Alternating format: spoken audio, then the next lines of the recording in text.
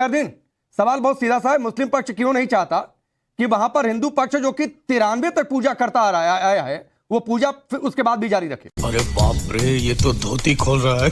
देखिए राकेश भाई, मैं एक बात कहना चाहूंगा, ना तो इस फैसले से किसी की हार है ना कोई जीत है, क्योंकि ये अभी जो है लोअर कोर्ट का फैसला है। इसके बाद अभी सुनिए मेरी बात। अरे मैंने फैसले पर ज्ञानी अभी नहीं मांगा था। मैंने सिर्फ ये सवाल पूछा था कि मुस्लिम पक्ष क्यों ये नहीं चाहता है कि वहां पर पूजा उसी तरीके से करता रहे जैसा कि 93 तक उसने किया।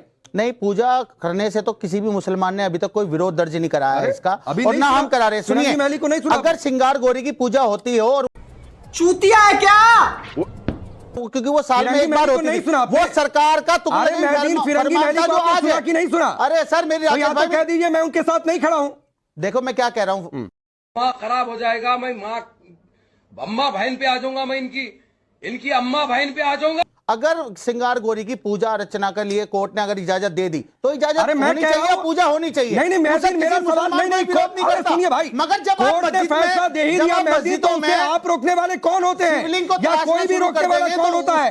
मैं कह रहा हूं वहां पर पूजा पर आप हमारी मस्जिदों पे अपना दावा करेंगे तो राकेश भाई नहीं सवाल कोर्ट भी जाएंगे और रोड पे भी आएंगे। माँ खराब हो जाएगा, मैं माँ अम्मा बहन पे आ जाऊंगा, मैं इनकी अम्मा बहन पे आ जाऊंगा। अगर नौबत आई तो रोड पर भी आना पड़ेगा और मुखालफत भी करनी पड़ेगी। मैं आज एक पैगाम देना चाहता हूं, जितने भी हमारे मुस्लिम रहनुमा हैं जो हमारी रहनुमाई करते हैं, कहां है वो? आज हमारी मस्जिदों को खुलेआम छीना जा रहा। सारे यार नहीं बैठे बाहर नहीं गड्ढे जान नहीं जो लगा, वो उनकी खामोशी दिखाती है कि वो भी चाहते हैं कि किसी तरीके से इस पूरे देश में माहौल अमन चैन खराब हो जाए। अभी बता है भाई, अभी बता है, अभी तूने गाड़ में उंगली किया ना, अभी बता है। नहीं तो महदीन रुकिए वरना आवाज डाउन करवानी पड़ेगी। मेरा सवाल बहुत सीधा सा था विष्णु जी से कि भाई एक जगह पर पूजा हो रही थी, उस पूजा पर ऑब्जेक्शन क्यों? उसके बाद जिस तरीके से इनकी बातें, क्या ये भड़काऊ नहीं है? ये बिल्कुल भड़काऊ बातें कह रहे हैं, और मैं कहना चाहता हूं कि ऐसी भड़काऊ बातें ना करें, ये इनको शोभा नहीं देती हैं। अरे सर, आपको शोभा देती है, आप पूरे देश का ताना बाना खराब करने के चक्कर में लगे हैं। आप मंदिरों मस्जिदों में जो मंदिर को तलाशना शुरू, अरे इतने लाखों करोड़ों मंदिर हमारे देश में, उन्हें पहले भर लो, पहले वहां पे तो जाना शुरू करो। वहां पर तो इबादत गाहें खाली पड़ी है। मगर मस्त जोक मारा रे, ये हंस रहे हलकट हंस। आपको हमारी मस्जिद में विवाद खड़ा करना है, हमारी मस्जिदों को अपना बनाना है। अरे भाई, काशी विश्वनाथ का मंदिर बना हुआ है, वहां पर जाइए, शिवलिंग भी है। अरे रुकिए, सुनिए ना, आप हमारी मस्जिद, अरे आपसे तेज चिल्ला सकता हूँ मेहरदीन, पीछे के मेहरदीन आपसे तेज चिल्ला सकता हूँ, पीछे से कभी लेफ्ट, मेहरदीन आपसे तेज चिल्ला सकता हूँ। रुक जाइए, इनकी आवाज समझ रहे हो ना? पीसीआर इनकी आवाज डाउन करिए। क्योंकि आज दर्द इनको हुआ है, ठीक है, तो इनको चिल्लाने का पूरा राइट है। पर मैं सिर्फ इतना कह रहा हूं कि आप रंगरेज भाई अपने का काम ना करें। अगर आप एक नेशनल चैनल पे इस तरह से लोगों को सड़कों पे, तो मुझे लगता है आपके खिलाफ कानून खोदे हम नहीं, अपनी मस्जिद खोदे क्या हम? अबे तू थोड़ा सा बहन का लोड़ा आ क्या? आप हमारी मस्जिदों पर अपना दावा खुद ठोक रहे हैं। इस देश की अदालतें क्या देख रही हैं? अदालतें क्यों नहीं इस पर संज्ञान ले रही? बनाया जा रही है। अरे ये प्लेसेस ऑफ वर्शिप एक्ट हो गया, सारी चीजें हो गई, देश के ताना माना क्या, देश में यही सबसे बड़ा मुद्दा है मंदिर मस्जिद का। भाई मुसलमानों को चिंता करना पड़ेगा, बैठना पड़ेगा, रोड की भी लड़ाई लड़नी पड़ेगी और अदालत की भी लड़ाई लड़नी पड़ेगी। अच्छा, रोड की लड़ाई कैसे लड़ेंगे? नहीं, रुकिए, आप ये बताइए, रुकिए, नहीं कादरी साहब, एक चीज बड़ा क्लियर हो जाए। फिर 1 लाख मस्जिदों की लिस्ट है। अरे सुनिए, रुको जरा, सबर करो। मेहरदीन सुनिए, वरना मुझे बाहर का रास्ता दिखाने आता।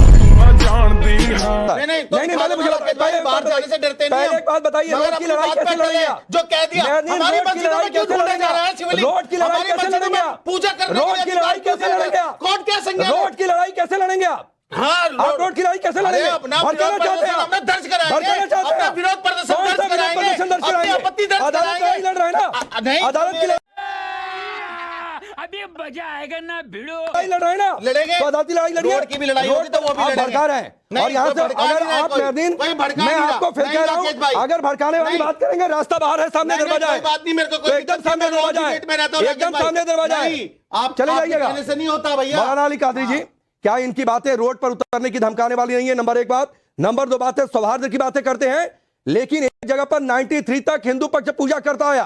पूजा नहीं करने देंगे साहब, क्योंकि हमारी मर्जी है, कहा जाएगा कि हमसे हमारा अधिकार छीन लिया गया। देखिए राकेश जी, सबसे पहली बात तो यह है कि 93 में जो पूजा रोकी गई थी वो खुद एक पॉलिटिकल स्टंट था।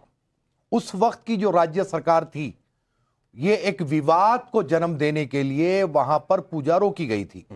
अब वो पहले हिंदू पक्ष गया गौरी श्रृंगार की पूजा के लिए, उसके बाद यहां से भी राजनीति शुरू हुई और उसके बाद में बोले कि जो है वजू खाने में शिवलिंग नजर आए। हम किसी के आस्था को ठेस नहीं पहुंचाएंगे, अगर आपका दावा है ठीक है, उसको कोर्ट ने प्रोटेक्ट कर दिया है। अब वहां पर सर्वे रिपोर्ट में वजू खाने के मुतालिक जिसको शिवलिंग का दावा किया गया, वहां पर अब तक के कोई कोर्ट की प्रतिक्रिया उसके ऊपर नहीं आई। बिल्कुल ठीक। अब जो 1993 में 1993 में जो पूजा रोकी गई थी, उसको ये बड़ी अच्छी बात कही आप। तो कोर्ट ने करने की इजाजत दी और 7 दिन के अंदर कादरी साहब एक चीज बताइए, आपकी लाइन मुझे बहुत अच्छी लग रही है और मेहरदीन साहब को सीखनी चाहिए।